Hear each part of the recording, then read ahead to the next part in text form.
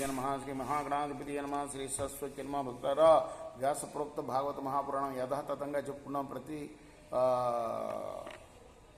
అంశం కూడా చెప్పుకుంటున్నాం. ఇందులో మనం 6 స్కందాలు పూర్తి చేసి 7వ స్కందాన్ని 25 భాగాలుగా చెప్పుకున్నాం. 26వ భాగం ఈరోజు చెప్పుకుందాం. చెప్పుకునే ముందు వ్యాసుల వారిని ప్రార్థన చేసుకున్నాం. వ్యాసాయ విష్ణురూపాయ వ్యాసరూపాయ విష్ణవే నమో వై బ్రహ్మణదే వాసిష్ఠాయ నమో నమః. జ్ఞానానందనం వీరం జానకీ శోకనాశనం కపిశమక్షంతారం వందే లంకాభయంకరం. వందే లంకాభయంకరం.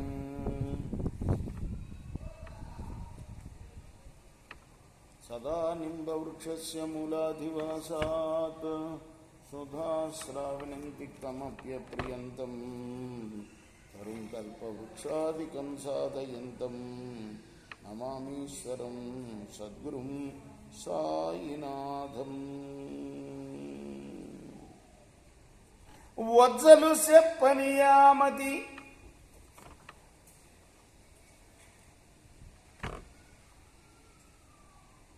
అజ్ఞాతుడవైన నీకు మరి ఎవ్వరిచేనుజాతమయ్య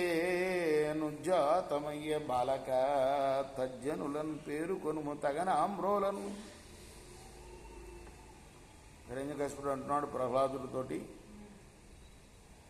గురువు ప్రకృతి వజ్జ వికృతి అంటారు.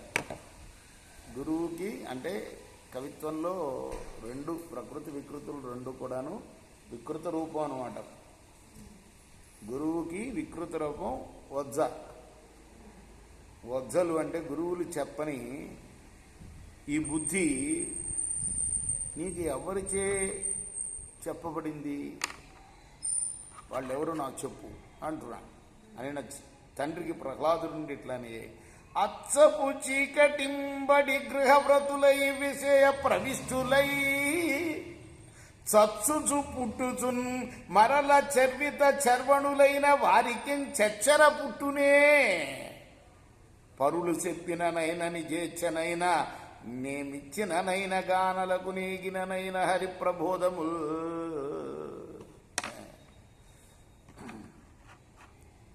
గ్రహం అనే చీకట్లో పడి విషయాల్ని ఎప్పుడు చింతిస్తూ, ఈ పంచేంద్రియాలకు 5 విషయాలు ఉంటాయి కదా, వీటి పడిపోతూ చస్తూ పుడుతూ ఇలా చర్విత చరవణంగా మళ్ళీ పుడడం మళ్ళీ తావడం,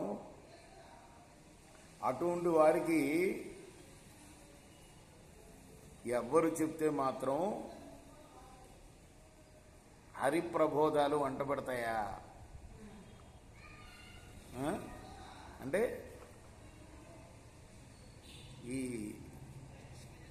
చీకటి నూతి ఈ గృహం, ఇందులో ఇంద్రియ విషయాలపైన మనసు పోతూ ఉంటే అటువంటి వారికి హరిప్రబోధలు పట్టుపడవు అని చెప్తున్నాడు అనమాట.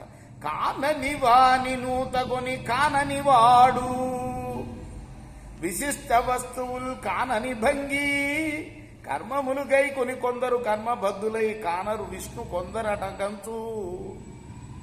కొందరట గంధురకించిన వైష్ణవ్యాగ్రి సంజ్ఞాత రజోభిషుక్తులకు సంహృత కర్ములు దానవేశ్వరా.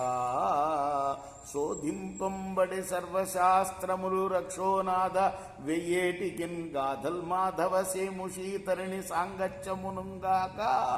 దుర్మేధం దాటగవచ్చునే సుతవధూ మనోగ్రహ వాంఛామధ క్రోధోల్లల విశాల సంస్కృతి మహాఘోరామితాంబోనధిన్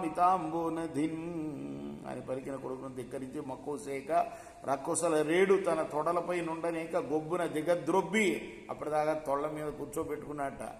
కూర్చున్నవాడ ఇసిరి పడేశాట కింద. ముద్దుగా దగ్గర కూర్చోబెట్టుకున్నవాడ నిబ్బరంబగు కోపంబు దీపంప వేడి చూపుల మింట మంట నెగయ మంత్రులను చూచి ఇట్లని క్రోడంబై పినతండ్రి చంపెనని తా క్రోధించి చిత్తంబులో వీడంచేయడు బంటు భంగి హరికిన్ విద్వేషికిన్ భక్తుడై. సొంత పినతండ్రిని చంపేస్తే వీడు వాణ్ణి కొలుస్తున్నాడు. ఎవరు పినతండ్రి? హిరణ్యాక్షుడు. వీడు వాడికి భక్తుడయ్యాడు. ఓడండక్కడ ప్రాణవాయువులు వీడొప్పించుచున్నాడు నా తోడన్ వైరము పట్టెనిట్టి జనకద్రోహిన్ మహిన్ కంటిదే. ఇటువంటి జనకద్రోహి, తండ్రికి ద్రోహిని ఈ భూమి మీద ఎవరన్నా ఎప్పుడన్నా చూచారా మీరు అంటున్నాడు మంత్రులతోటి. అని రాక్షసుల వీర వీక్షించిట్లని పంచాబ్దంబులవాడు తండ్రి నగునా పక్షంబు నిందించి 5 ఏళ్ళ వయసు ఎత్తించి భీతియులేక విష్ణు సైతం కీర్తింపుచున్నాడు. వల్లంచున్ చెప్పిన మానడు అంగమున పుత్రాకార తన్ వ్యాధి జన్మించన్ వీని వధించి 2 ధనుజులు మీ పటుత్వమున వీడిని తీసుకెళ్ళి వెంటనే చంపేసి రండి. ఎంత చెప్పినా వీడు వింటలేదు అని ఆజ్ఞాపించాడు మంత్రుల్ని. రేపు మనం కొనసాగిద్దాం ఈ ప్రహ్లాద చరిత్ర. కృష్ణార్పణం. సాయి కృష్ణార్పణం. శ్రీ సచిదానంద సద్గురు సాయినాథ్ మహారాజ్ की जय. చేకోరా హారతి ఇదిగో సద్గురునాథ దేవ సాయినాథ. పాంచభౌతిక తత్వములనే హారతి